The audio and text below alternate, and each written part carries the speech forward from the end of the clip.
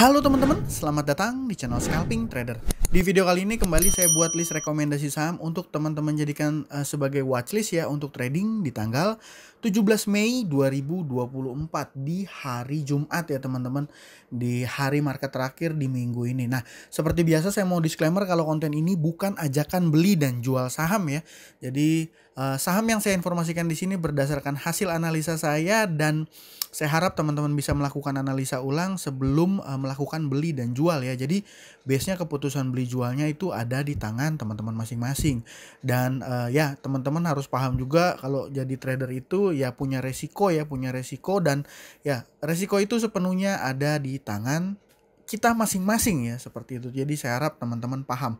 Oke, langsung aja masuk ke list sahamnya. Ya, buat teman-teman yang mantau market pasti udah tahu saya akan ngerekom saham apa ya. Ya udah nggak bisa ngelak lagi, saham-saham IPO hari ini malah rontok.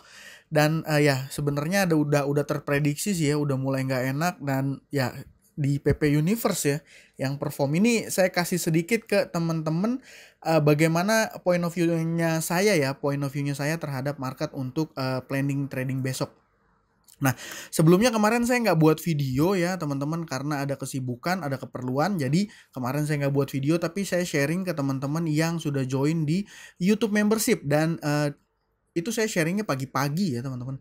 Dan ini saya bilang bahwa untuk tanggal 16 Mei hari ini ya PP Universe ya yang nomor 1 jadi watchlist GZCO, PTRO, TPIA, Brand, Cuan, BRPT. Nah, dan pagi-pagi tuh sekitar jam 7 sampai setengah 8-an ya kalau saya nggak salah tuh, sekitar jam segitu saya cek belum ada UMA ya. Jadi harusnya biasanya saham-sahamnya Pak PP yang nggak ada notasi-notasi UMA gitu biasanya akan lanjut kenceng karena memang kemarin juga sentimennya masih rame. Dan biasanya kalau sentimennya sih saya udah confirm itu TPIA ya masuk indeks ya. Dan biasanya kalau satu saham dia naik kenceng ya saham grupnya itu akan ikut terkerek ya, ikut sentimen terkerek. Dan saya juga info Sola, saya bilang in out cepet ya karena harus hati-hati. Nasi juga saya bilang jangan, ini resiko suspend, udah UMA ya. Terus data juga saya bilang ini mungkin arahnya akan sideways, dan saya bilang ada distribusi tapi masih kecil ya saya bilang ya. Terus masih ada potensi volatil pagi ini, saat-saat harusnya masih bisa ya. Dan ya mungkin dari teman-teman yang mungkin nanya ya kok nggak pernah bikin video trading ya karena kesibukan ya teman-teman.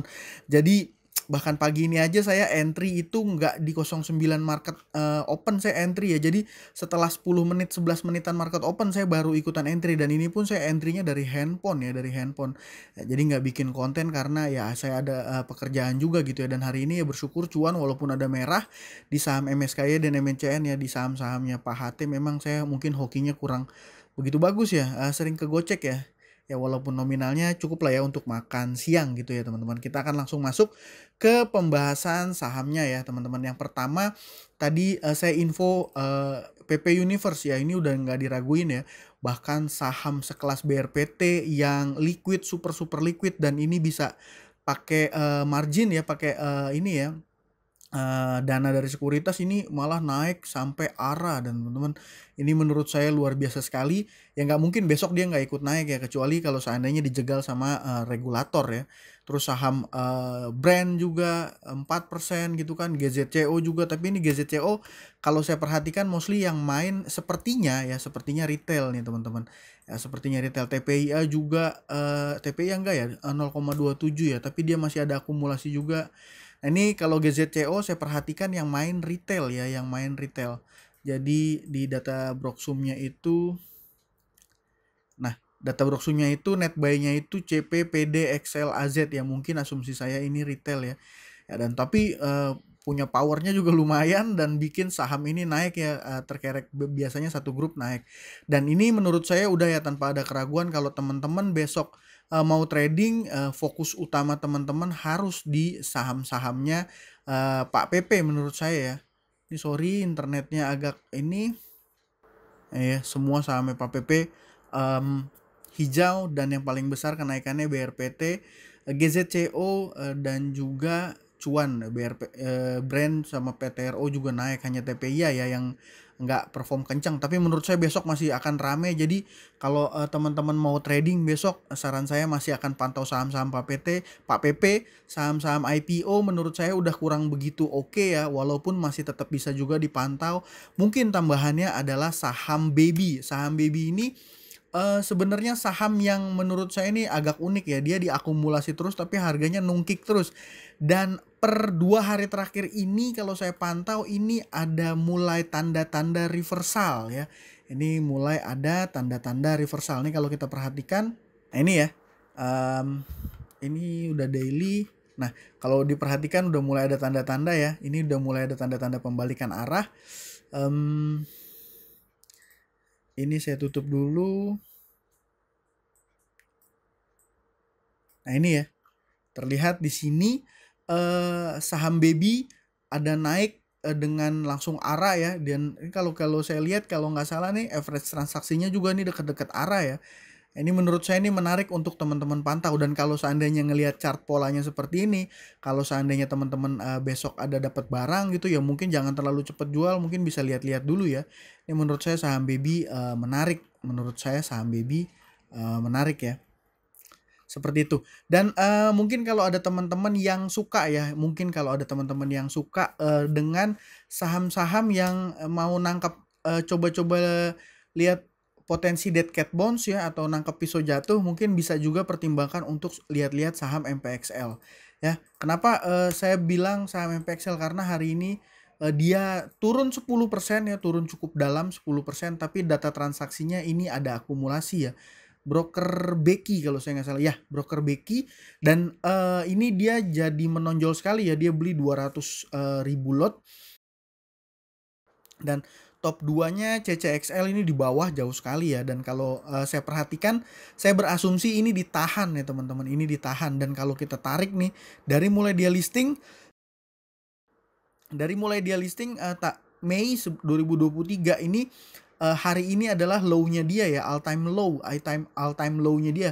Dan saya juga belum ketemu sentimen yang menyebabkan dia turun 10% ini ya. Malah kemarin waktu dividen, ex-date dividen ini besokannya malah naik loh teman-teman. Ex-date dividen dia besoknya naik 7%, dan ini biasanya jarang terjadi ya. Ex-date dividen naik, tapi memang dividennya mungkin gak terlalu besar juga. Tapi ini ada sentimen apa ya yang menyebabkan MPXL seperti ini. Saya biasanya suka nih kalau saham-saham gini untuk coba berani ambil spekulasi. Tapi caranya gimana? Ya caranya saya antri ya. Kalau hari ini dia sempat low-nya itu 98, ya artinya apa? Saya coba antri dari mulai mungkin 97, 96, 95 gitu ya. Mungkin cut loss di level-level 92, 93 dan coba cari-cari cuan ya mungkin 2-3% ya, 2-3%. Nah, ini buat teman-teman yang berani aja. Sisanya yang udah nggak perlu diragukan ini ya, jelas ya saham-sahamnya Pak PP ya. Mungkin itu aja teman-teman dari saya. Kalau ada teman-teman yang punya saham lain boleh ya sharing di kolom komentar. Ya, sekian dari saya. Semoga besok teman-teman cuan. Dan yang buat teman-teman yang mungkin masih ragu, wah ini sahamnya Pak PP udah ketinggian, udah nggak berani masuk, udah nggak mau FOMO, bla bla bla. Ya saya mungkin mau sampaikan bahwa saham yang kita beli di harga atas itu masih bisa naik lagi gitu ya. Apa yang kita beli di harga yang sudah tinggi itu bisa naik lebih tinggi lagi gitu. Bahkan kalau kita beli saham yang harganya sedang rendah pun ya masih bisa lebih rendah lagi gitu ya.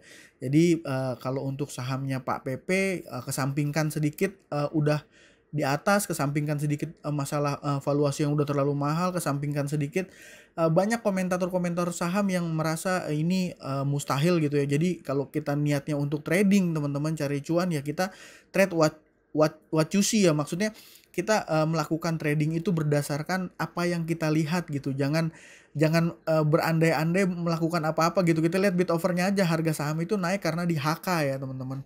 Harga saham naik karena di HK. Terus pada saat analisanya gimana?